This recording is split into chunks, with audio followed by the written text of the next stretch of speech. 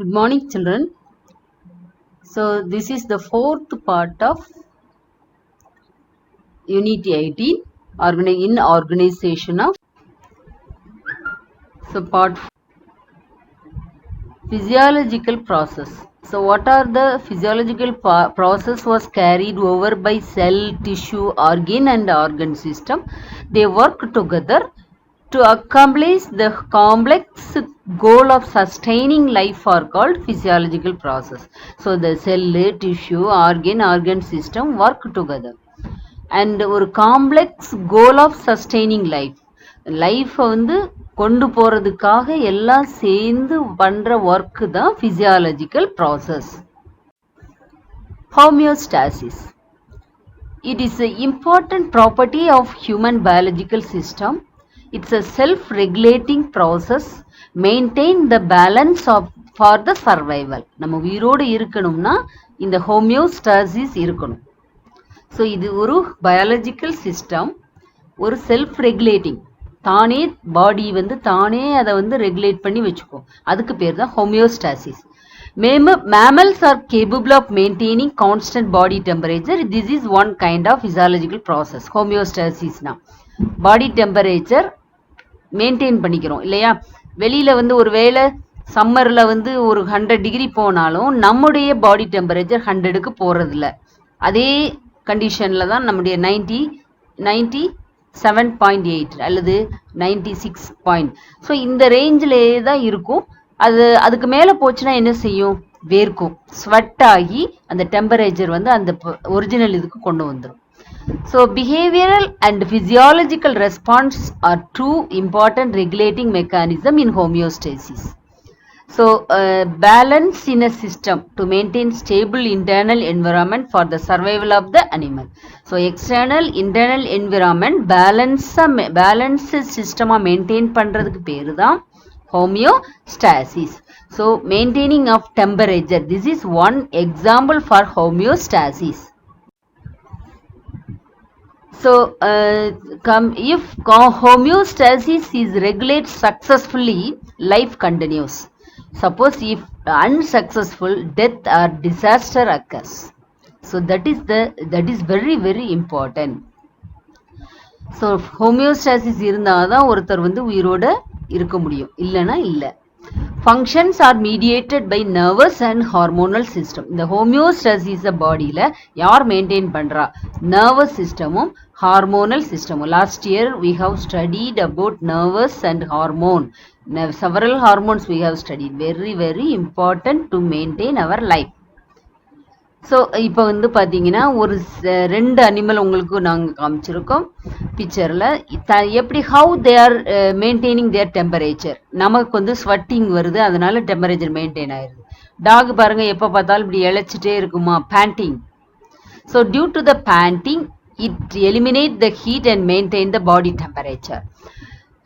இது elephant largest animal அப்படின்னு சொல்லுவோம் இல்லையா.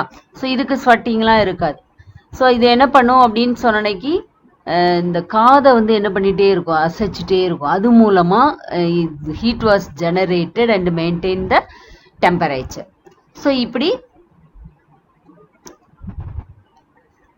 Generating and conserving heat. So இந்த மாதிரி 2 விதமாக 2 அனிமல் வந்து நடக்குது. இப்போ வந்து மேலே அதில் எழுதியிருக்கும் பாருங்கள், லார்ஜர் நம்பர் ஆஃப் மைட்டோகாண்ட்ரியா, நிறையா மைட்டோகாண்ட்ரியா இருக்கும். ஸோ அதனால் நிறையா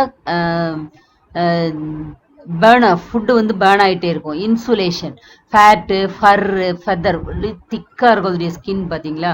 ஸோ அது வந்து ஒரு இன்சுலேஷன் மாதிரி இருக்கும். Counter current heat exchange, vasoconstriction, blood vessels வந்து என்ன செய்யும், சுருங்கும். So muscle contraction, huddling. So ஹட்லிங்னா என்ன, காதை அப்படியே இது பண்ணிக்கிட்டே இருக்கும், அசைச்சிக்கிட்டே இருக்கும் இல்லையா. இது எலஃபண்ட்ல.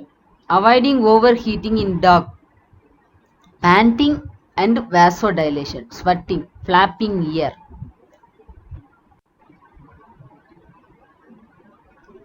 Diffusion. Movement of this is one kind of physiological process. It was an important fact we need for our physiological process. Movement of particles from an area of higher concentration to lower concentration. So இப்போ வந்து ஒரு இடத்துல இருந்து perfume வந்து spray பண்ணோம்னா அந்த whole ரூமுக்கும் fill ஆகிடும் இல்லையா. The moment of smaller molecules ஒரு மெம்பரைனை செல் மெம்பரைனை கடந்து போகுது, இதுக்கு பேர் தான் டிஃப்யூஷன். Diffusion is adding. இப்போ பாருங்க, ஒரு இடத்துல இந்த பிங்க் கலர் வந்து நம்ம ஸ்ப்ரே பண்ணுறோம்.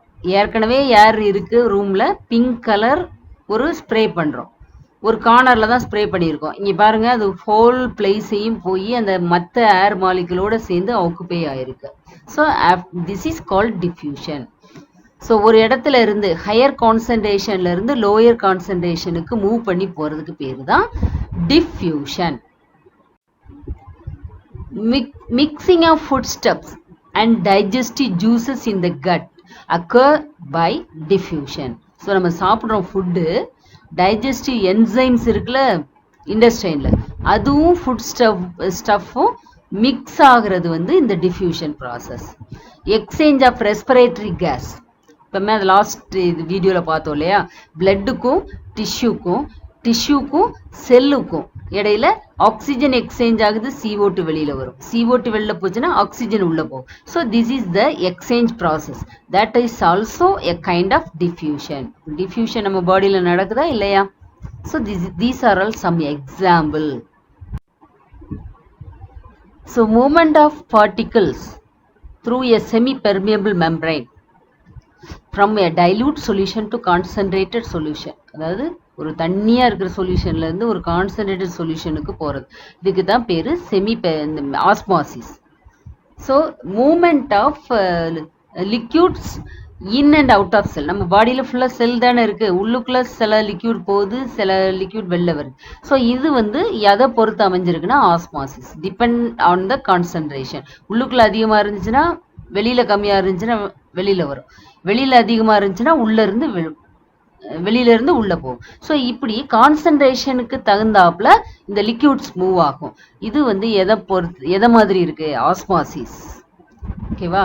ஐசோடோனிக், எக்ஸ்டர்னல் செல்லுக்கு உள்ளேயும் இன்டர்னலுக்கும், செல்லுக்கு வெளியேயும் எக்ஸ்டர்னல், இன்டர்னல் உள்ளுக்குள்ளேயும் solution of the organism same இருந்துச்சுன்னா அதுக்கு பேர் isotonic. Homeostasis. It is an important property of human biological system. It's a self-regulating process. Maintain the balance for the survival. நம்ம உயிரோடு இருக்கணும்னா இந்த ஹோமியோஸ்டாசிஸ் இருக்கணும். ஸோ இது ஒரு பயாலஜிக்கல் சிஸ்டம், ஒரு செல்ஃப் ரெகுலேட்டிங், தானே பாடி வந்து தானே அதை வந்து ரெகுலேட் பண்ணி வச்சுக்கும், அதுக்கு பேர் தான் homeostasis. Mammals are capable of maintaining constant body temperature. This is one kind of physiological process. Homeostasis na body temperature maintain பண்ணிக்கிறோம் இல்லையா. வெளியில வந்து ஒரு வேளை சம்மர்ல வந்து ஒரு 100 டிகிரி போனாலும் நம்முடைய பாடி டெம்பரேச்சர் 100க்கு போறது இல்லை. அதே கண்டிஷன்ல தான் நம்முடைய 97.8 அல்லது 96. ஸோ இந்த ரேஞ்சிலே தான் இருக்கும். அதுக்கு மேல போச்சுன்னா என்ன செய்யும்? வேர்க்கும், ஸ்வெட் ஆகி அந்த டெம்பரேச்சர் வந்து அந்த ஒரிஜினல் இதுக்கு கொண்டு வந்துடும். So behavioural and physiological response are two important. So if homeostasis is regulated successfully, life continues. Suppose if unsuccessful, death or disaster occurs. So that is very very important. So homeostasis இருந்தால் தான் ஒருத்தர் வந்து உயிரோட இருக்க முடியும், இல்லைன்னா இல்லை. Functions are mediated by nervous and hormonal system. இந்த ஹோமியோஸ்டாசிஸை பாடியில் யார் மெயின்டைன் பண்ணுறா? Nervous conformers, osmoregulators. தன்னுடைய இன்டர்னல் கண்டிஷனை மெயின்டைன் பண்ணுது, extremely different from that of the surrounding environment. So physiological process வச்சு, so that is called regulator. இங்கே பார்த்தீங்கன்னா ஃப்ரெஷ் வாட்டரில் இருக்கக்கூடிய ஃபிஷ்ஷு கில்ஸ் வழியாக அயன் உள்ளே போகுது. வாட்டர் என்ன ஆகுது? கான்சன்ட்ரேஷன் அப்போ என்ன செய்யும்? உள்ளுக்குள்ளே அதிகமாக இருக்கும், சால்ட் அதிகமாக இருக்குது. ஸோ வாட்டர் அப்சார்ப்ஷன், வாட்டர் என்ன பண்ணுது? தண்ணி ஸ்கின் வழியாக உள்ளுக்குள்ளே போகுது. ஸோ அதனால் இந்த உள்ளே போகிற வாட்டரை காம்பன்சேட் பண்ண it excrete dilute urine. ஓகேவா? ஸோ அப்போ உள்ள போகிற வாட்டரை அது எலிமினேட் பண்ணுறதுக்கு என்ன பண்ணுது அப்படிங்கிறது இங்கே முக்கியம். இன் சால்ட் வாட்டரில் அது மாதிரி ஃபிஷ் என்ன பண்ணுது? Drink more amount of water. So அதனால அயன் வெளியில் வருது, அங்கே உள்ளே போகுது, இங்கே வெளியில் வருது. வாட்டர் லாஸ் த்ரூ ஏன்னா இது salty water, so water loss வெளியில் உள்ளே இருக்கிற வாட்டர் வெளில வருது. ஸோ அதனால they excrete concentrated salty urine. excess salt உள்ள போகுது ட்ரிங்க் பண்றதுனால இல்லையா? ஸோ salty urine இது made. So that is the difference between the fresh water and the salt water osmoregulation in fish. Cellular respiration. So cellular ரெஸ்பிரேஷன்னா என்ன? Glucose தான் நம்ம வந்து கார்போஹைட்ரேட்டை தான் சாப்பிட்றோம் இல்லையா? ஸோ அந்த செல் வந்து அதை பிரேக் டவுன் பண்ணி எனர்ஜியாக ரிலீஸ் பண்ணுது. That is called cellular respiration. So it takes place in the cytoplasm and mitochondria. எங்கெல்லாம் நடக்குது? ஒரு செல்லில் உள்ள சைட்டோபிளாசத்துலேயும் மைட்டோகாண்ட்ரியாவிலையும் நடக்குது. ஸோ செல்லுக்குள்ளே நடக்கிறதுனால தான் இதுக்கு பேர் cellular respiration. 2 types, aerobic, anaerobic. What is aerobic respiration? Homeostasis. It is an important property of human biological system. It's a self-regulating process. Maintain the balance for the survival. நம்ம உயிரோடு இருக்கணும்னா இந்த ஹோமியோஸ்டாசிஸ் இருக்கணும். So இது ஒரு biological system, ஒரு self regulating. தானே பாடி வந்து தானே அதை வந்து ரெகுலேட் பண்ணி வச்சுக்கும். அதுக்கு பேர் தான் homeostasis. Mammals are capable of maintaining constant body temperature. This is one kind of physiological process. Homeostasis na body temperature maintain பண்ணிக்கிறோம் இல்லையா? வெளியில வந்து ஒரு வேளை சம்மர்ல வந்து ஒரு 100 டிகிரி போனாலும் நம்முடைய பாடி so there were many differences between the aerobic and anaerobic. Presence of oxygen, absence of oxygen, complete oxidation of glucose, incomplete oxidation. End product carbon dioxide, water. இங்கே ethyl alcohol, lactic acid, carbon dioxide.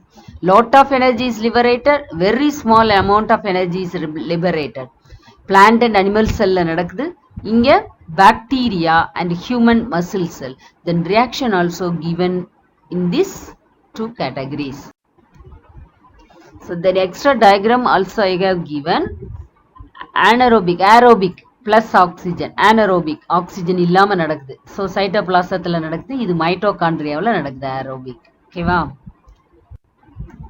Metabolism.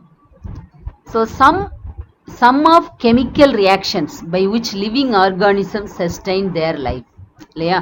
So ஒரு அனிமலுடைய body உயிரோடு இருக்கணும்னா they do some chemical reaction, அதுதான் metabolism.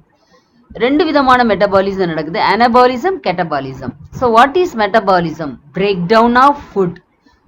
It is by its transformation into energy and waste is eliminated. So இங்கே வந்து உங்களுக்கு கொடுத்துருக்கு பாருங்க, புரோட்டீன், கார்போஹைட்ரேட், ஃபேட், 3 மெட்டபாலிசம் நமக்கு நடக்கும். எல்லாமே செல்லுலார் ரெஸ்பிரேஷனுக்கு போயிட்டு எனர்ஜியாக கன்வெர்ட் ஆகும். So this is called metabolism. என்னன்னு புரியுதா? மெட்டபாலிசம்னா நம்ம சாப்பிட்ற கார்போஹைட்ரேட், புரோட்டீன், ஃபேட் செல்லுலார் ரெஸ்பிரேஷனுக்கு போய் எனர்ஜியாக கன்வெர்ட் ஆகுது. So energy and human life. இங்கே பாருங்க, நமக்கு உரிய கெமிக்கல் எனர்ஜி 3 என்னெல்லாம்? Carbohydrate, fat and others. So food வழியாக நம்ம அதை எடுத்துக்கிறோம். மெட்டபாலிசம் மூலமாக நமக்கு என்ன கிடைக்குது? ஏடிபி கிடைக்குது. ஏடிபினா தான் எனர்ஜி. ஸோ கெமிக்கல் வேஸ்ட் என்னெல்லாம்? Carbon di oxide, water, heat. So these are chemical waste. So this is an metabolism. Repeated anabolism, catabolism reaction maintain the homeostatic condition in an organism. So இப்போ catabolism பாருங்க, large molecule catabolized ஆகி small molecules convert ஆயிருச்சு, energy கிடைச்சிச்சு. Small molecule anabolismத்தினால large molecules convert ஆச்சு. So that is the 2 different reaction.